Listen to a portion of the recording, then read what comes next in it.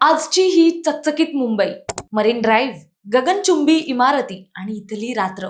पण थांबा, तुम्हाला माहितीये का, हीच मुंबई महाराष्ट्राला मिळू नये यासाठी एकेकाळी मोठा डाव आखला गेला होता. होय, आणि तो डाव उधळून लावला तो मुंबईतल्या गिरणी कामगारांनी. जर हे गिरणी कामगार नसते तर आज मुंबई महाराष्ट्रात नसती. पण असं नेमकं घडलं काय? चला एकदम सोप्या भाषेत सांगते. गोष्ट आहे 1950च्या दशकातली.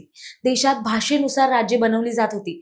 पण दिल्लीत बसलेल्या काही नेत्यांनी ठरवलं की मुंबई महाराष्ट्राला द्यायची नाही, तिला वेगळं ठेवायचंय. ही बातमी जशी मुंबईतल्या गिरणगावात म्हणजेच लालबाग परळ दादर परिसरात पोहोचली तसं अख्खं गिरणगाव खवळून उठलं. 100 पेक्षा जास्त गिरण्यांमधले लाखो कामगार प्रचंड संतापले. त्यांनी ठरवलं मुंबई आमच्या हक्काची, नाही कुणाच्या बापाची. आणि या एका घोषणेने अख्खी मुंबई हादरून गेली.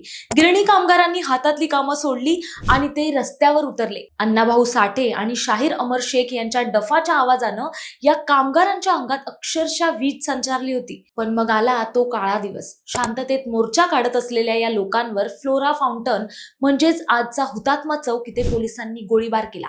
यात 106 जण हुतात्मे झाले. आणि मित्रांनो, तुम्हाला सांगते, या 106 जणांमध्ये सर्वात जास्त कोण होते तर आपले हेच घाम गाळणारे साधे भोळे गिरणी कामगार. त्यांनी स्वतःच्या छातीवर गोळ्या खाल्ल्या पण मागे हटले नाहीत. या गोळीबारानंतर कामगार आणखी संतापले. त्यांनी असा काही कडकडीत संप पुकारला की संपूर्ण मुंबईची चाकं थांबली. देशाची आर्थिक राजधानी पूर्णपणे ठप्प झाली. या कष्टकऱ्यांच्या एकजुटीपुढे आणि संपाच्या ताकदीपुढे अखेर दिल्लीला झुकावंच लागलं.